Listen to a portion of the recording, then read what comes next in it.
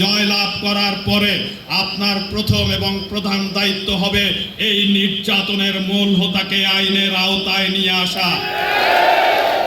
কারণ ওনাকে যদি আইনের আওতায় আনা না হয় তাহলে বান্দরবনের মানুষ, বান্দরবনের জাতীয়তাবাদী প্রেমী যারা আজকে দীর্ঘ 17টি বছর আপনার সাথে আন্দোলন করেছে, সংগ্রাম করেছে, এবং আমার দলের ভিতরে যেই সব নেতা কর্মী আওয়ামীদের সাথে, ওই ফ্যাসিস্টদের সাথে মিলে আজকের এই নেতা কর্মীদেরকে জেল জুলুম অত্যাচারের অংশীদার হয়েছে, তাদেরকেও একই আইনের আওতায় আনার জন্য আহ্বান জানিয়ে প্রশ্ন হচ্ছে, যিনি নির্যাতন করেছেন তিনি এখনো বাসায় কেন?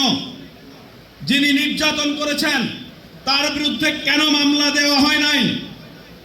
আমার প্রশ্ন এখানে, এই নির্যাতন করে তিনি যদি কোনোভাবে নিরাপদ হয়ে যায় তাহলে এদের রক্তের সাথে এবং সে আলোর রক্তের সাথে, শিমুলের রক্তের সাথে আমাদের বেঈমানি করা হবে। প্রিয় ভাইরা, আজকে আপনার কাছে আবেদন থাকবে, আগামী নির্বাচনে আমরা সবাই ঐক্যবদ্ধভাবে আমরা জয়লাভ করব ইনশাআল্লাহ, যদি সবাই ঐক্যবদ্ধ থাকি।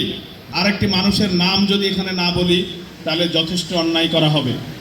আমরা যারা বিভিন্ন উপজেলা থেকে, আপনারা যারা এখানে বান্দরবনে এসেছেন, আপনারা দেখেছেন একটা নীল কাগজ রাখা ছিল উকিলের টেবিলে, আমরা শুধু সই করেছি এবং হাজিরা দিয়েছি।